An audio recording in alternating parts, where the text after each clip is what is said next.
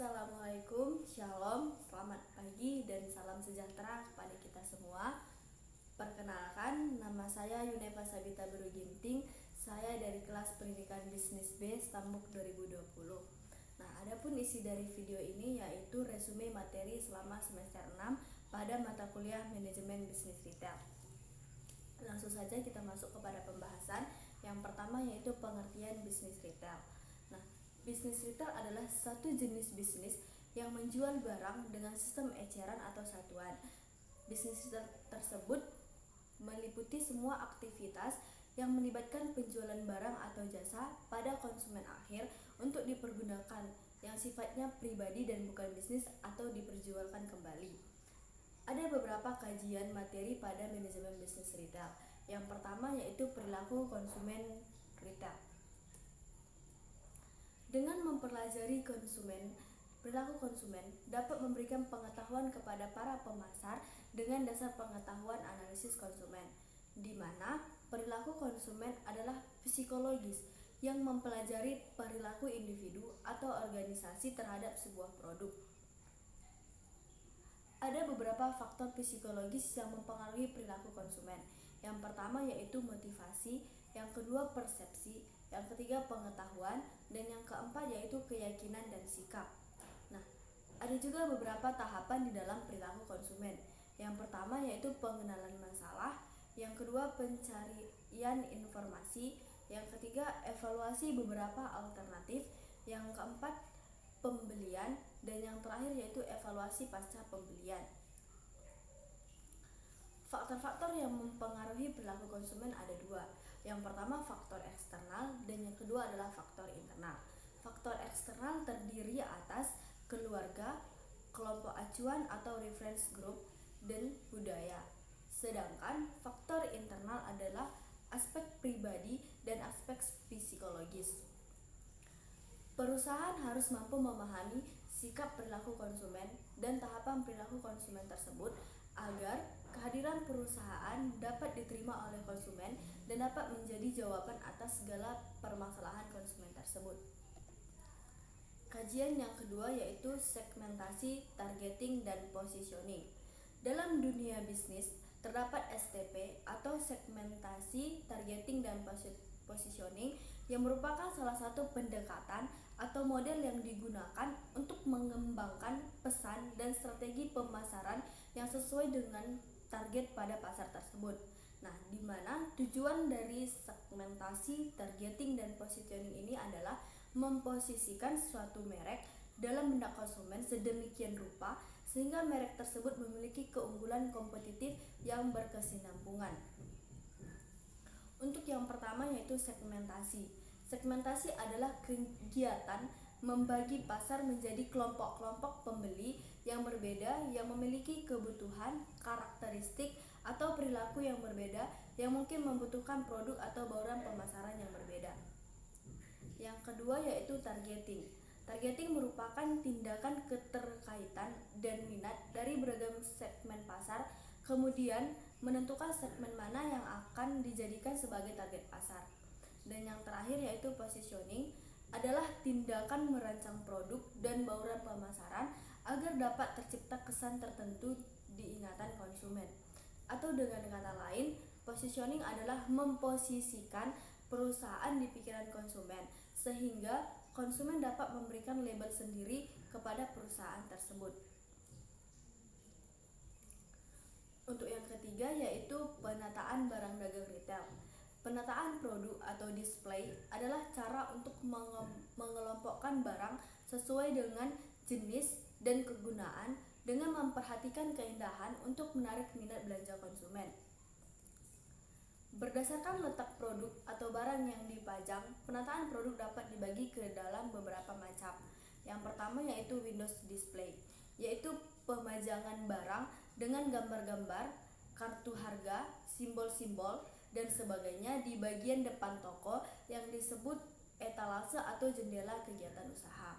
Yang kedua yaitu interior display, adalah pemajangan barang-barang dagang, gambar-gambar, kartu, simbol-simbol yang semuanya memiliki keunikan, menarik, dan antik.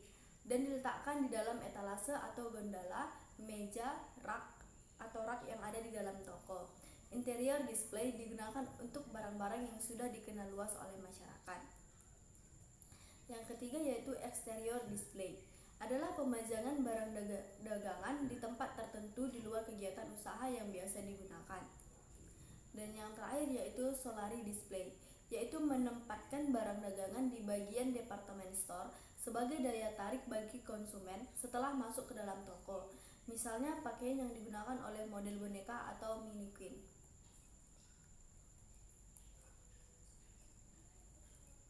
Kajian yang keempat yaitu penetapan harga jual retail. Harga adalah salah satu faktor yang mempengaruhi keputusan pembelian pelanggan. Penentuan harga bukan hanya tentang berapa keuntungan yang bisa didapat, tapi juga berdasarkan pertimbangan-pertimbangan non-ekonomis lainnya.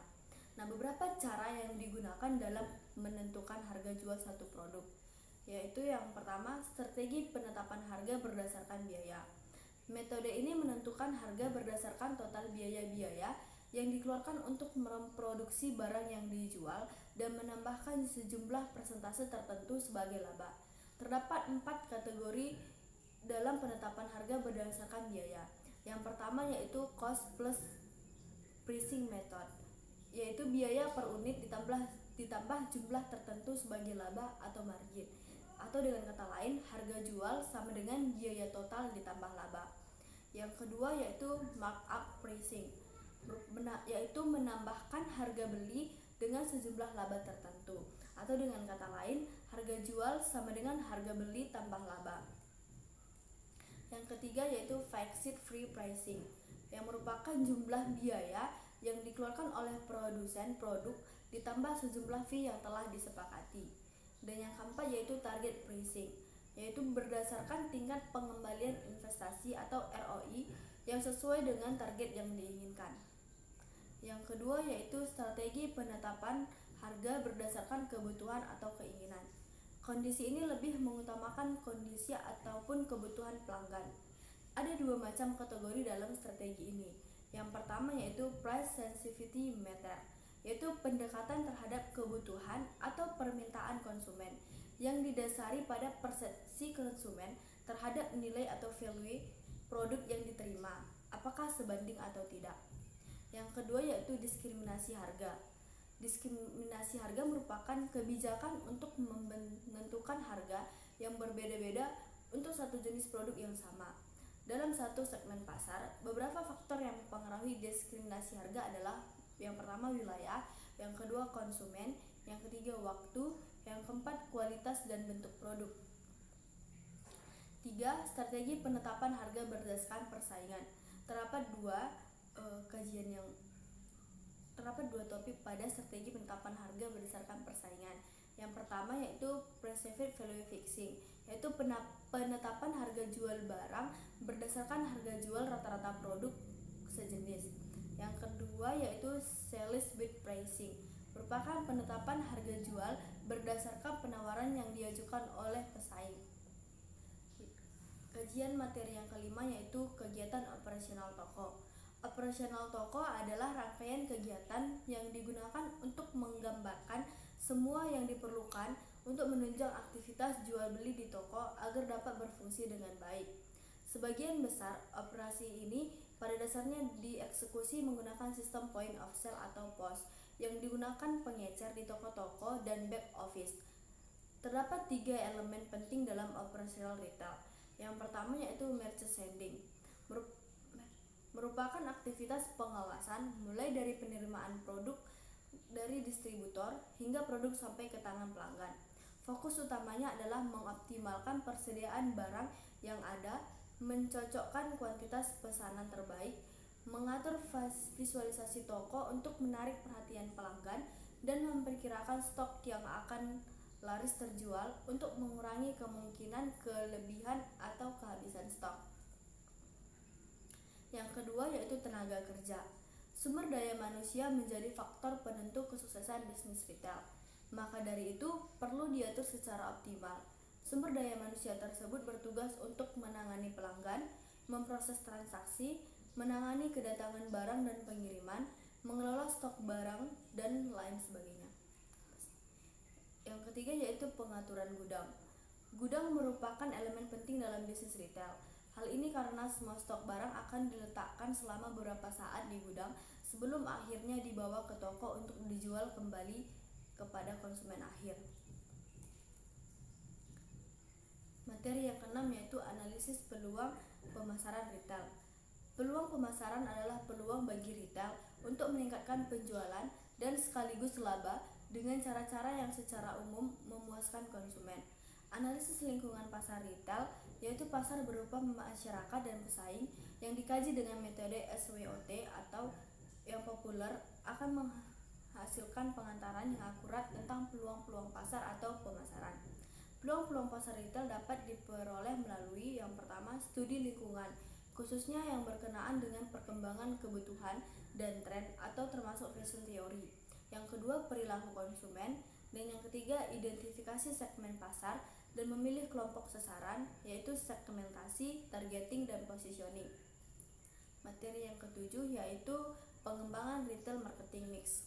Marketing mix adalah kombinasi 4 unsur yang diatur secara strategis oleh perusahaan untuk memenuhi kebutuhan dan keinginan serta mencapai tujuan bisnisnya. 4 marketing mix meliputi produk, harga, promosi, dan distribusi. Marketing mix juga merupakan seperangkat variabel pemasaran yang digunakan oleh perusahaan untuk mempengaruhi keputusan pembelian konsumen dan memenuhi kebutuhan mereka. Marketing mix terdiri dari 6 elemen, yaitu yang pertama lokasi. Lokasi pemilihan lokasi retail yang strategis untuk mencapai target pasar yang tepat. Yang kedua merchandise atau produk. Produk atau barang yang ditawarkan oleh toko retail. Apa sih?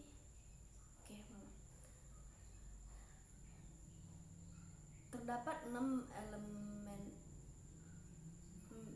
Marketing mix terdiri dari 6 elemen, yaitu yang pertama lokasi, yang kedua merchandise atau produk, yang ketiga pricing atau harga, yang keempat periklanan dan promosi, yang kelima atmosfer, dan yang terakhir itu adalah retail service. Nah, demikian resume materi selama semester 6. Jika ada salah kata saya mohon maaf dan semoga video ini bermanfaat bagi kita semuanya. Terima kasih.